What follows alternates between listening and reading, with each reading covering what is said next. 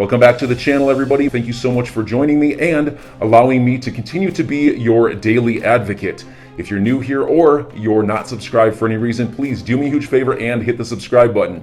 Thank you to all of you who have been watching and following me for so long. It truly means a lot, and I'm glad that I can be this person. I'm going to talk some more in this video about the concept of an XRP buyout, the way they did gold confiscation back in 1933, but I want to preface it by this. I want to tell you, I don't think that's the most likely scenario. What I think is more likely is that Gary Gensler has been sent to make it where only accredited investors can have and hold XRP and buy and sell.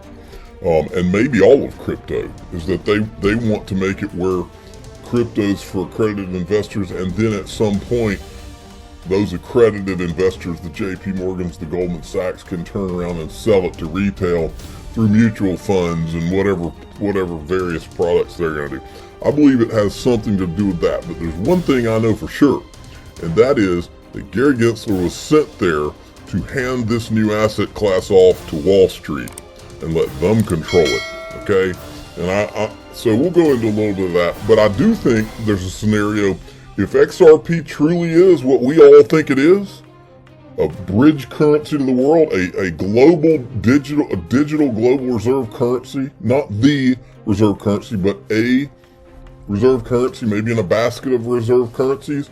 Yeah, I could see a scenario where the government could say, yeah, you've got it. Now, how do they do that since it's a global thing? Maybe they couldn't do it. I don't know. I'm just saying, there is if I had to bet, I would say they think that once they get the price to $10 or $20, most people in retail are out anyway, and so it doesn't matter. But we'll see. Now, when I say talk about buybacks, I am not saying that Joe Biden in this upcoming executive order is going to do what they did with gold back in 1933. I'm not saying that that's what's about to happen. I'm just throwing out scenarios for the way I think this all plays out. Okay, I thought this was interesting. This is from Tory Cortan. The XRP 1 minute wedge, and again, I don't know anything about these charts. I just think it's interesting every once in a while when I see one of these. The XRP 1 minute wedge is on the brink of breakout. Minimum short-term target for this bull run is anywhere from $50 to $100. We will never see 75 cents again. This is your final warning. The reason I wanted to show that is because at the same time I saw Hassan Al-Anazi say XR breakout is imminent. So I'm wondering if these chart people are seeing something. Now, this guy right here is Brett Harrison. He is the president of FTX US, and they advertised in the Super Bowl yesterday. I want to play you this clip right here because some of the things he says are very interesting. Remember, this guy has to be working with regulators. He says something at the end that makes me think that he knows a lot. Take on Bitcoin at $42,000, I think, right now this morning. Typically, as the exchange operator, we try not to take a specific take on Bitcoin's price moves exactly, but we think that the general long-term outlook. Let me ask you this though: right now, in terms of buying and selling, do you see more action still around Bitcoin? Is Ethereum picking? I mean, how do you see this playing itself out? Sure. So we talk about Bitcoin dominance, which is the percentage of the total, market cap and market moves coming from Bitcoin. Right. That has been going down steadily over time. Assets like Ether, other alternative proof of stake assets like Solana, and these other alternative coins are all picking up in terms of total market cap. So I think over time, we're just going to see less and less of the total market share come from just one asset.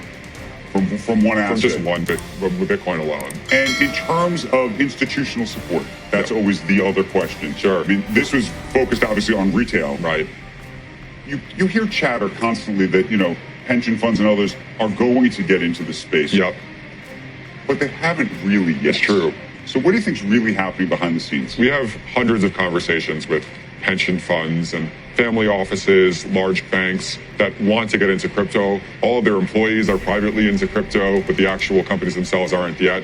It's a question of compliance and regulation, and many are waiting to pull the trigger for there to be more regulatory clarity in the US, especially around the exchanges like ours. So what do you think that looks like, though?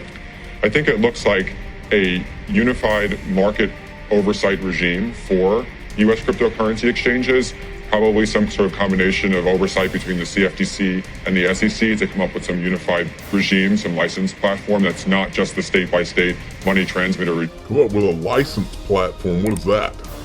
Like the current cryptocurrency. But if this is so preordained, Okay. Now, this is Ron Hammond, the lobbyist with Blockchain Association. This week in Congress and crypto, as crypto reels from the mainstream exposure of the Super Bowl, Capitol Hill keeps working hard to understand more. My question is, how long does it take these people to understand? Why are they still having to understand? They've had years to understand. They keep working hard to understand more. This week is the Senate Banking Committee hearing on the Presidential Working Group and stable coins. And he goes through some different things, but you can go and read those. All right. Wanted to show you this. I told you guys that I was working with Masterworks, and I had bought my first painting for just $500. I bought into my first actual painting. Well, they tweeted this today. Love is in the air, and on the canvas, Masterworks is celebrating Valentine's Day by spotlighting these three famous artist couples. And so these are people that were both artists, just different couples. I didn't know what they meant by this one. Marina Abramovic and Yule. This couple may be the most famous for their breakup. They walked from separate ends of the Great Wall of China, meeting in the middle to say their goodbyes. They consistently broke boundaries in their work. Anyway, so I wanted to show you this because I couldn't remember if I showed you this. But those of you who have not seen this, folks, here's the way I'm looking at this, okay? We've got crypto. There's a lot of us that are going to do well and have done well in crypto. And then once you attain, this is how I approach things. Once you get where you want to go, you're going to need to diversify in some things. But not just when you get there. Also on the way up, you need to be, or at least this is the way I approach it. Art is another way to diversify. It's a way to get into something we haven't been able to get into. Watch this. Scott Lynn, founder and CEO of Masterworks. Welcome to our community. We've created a series of how-to videos to help you better understand art as an asset class as well as our platform.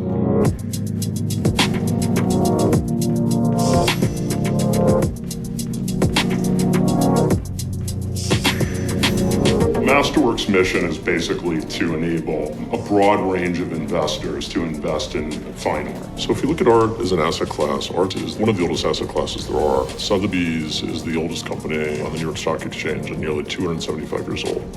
So people have been trading art for centuries. The common denominator with that is that the people that have been buying and selling this art typically have been the ultra wealthy. The opportunity that we see at Masterworks is to take this very large asset class, which is roughly $1.7 trillion, and make it accessible to everyone. We remove the barriers that people would face if they tried to invest in art on their own. So the first thing is the cost of artwork is obviously very high for your average investor. We've created a platform that transforms physical art into share-based ownership, both for retail, accredited, and larger institutional investors. Well, the way it works is we go out, we purchase a painting that we think is an investment grade painting, and then we file that painting with the SEC, very similar to how a company goes public. So as soon as a painting is filed with the SEC, we begin selling shares, and people can own fractional interests in individual paintings. But that is what I'm talking about. In fact, I'm going to be buying into my next two paintings here in the next few weeks, and so I'm very excited about it. Now, I'm going to put a link to Masterworks in the very top of the description of this video, so you can go and sign up for an account. These guys, I mean, it's really awesome what they're doing, and I'm always looking for something like this where I can spread my investments out in things. Now, BlockFi, this is a correction on CoinDesk. BlockFi S1 filing is specific to the BlockFi yield product and is not related to plans for a stock offering. Okay, so we know BlockFi settled with the SEC for $100 million. This is from the SEC today. BlockFi has agreed under this settlement immediately cease and desist unregistered offers and sales of its crypto lending product, register the offer and sale of its crypto lending product, work to come into compliance with the Investment Company Act within 60 days, okay? And what I said is this is why the SEC has intentionally kept crypto vague and given no clarity. Now they can go after $100 million here, $100 million there, like a speed trap or a money tree. Now, this is where it gets interesting. So Hester Pierce tweeted this, her thoughts on the BlockFi settlement. Well, and I said, goodbye lending to U.S. retail customers. This is what Gary's trying to do. He's trying to shut down the retail market, in my opinion, to open it up to accredited investors only. This is from her write-up. Applying the securities regulatory framework has consequences, some of which may be unfortunate.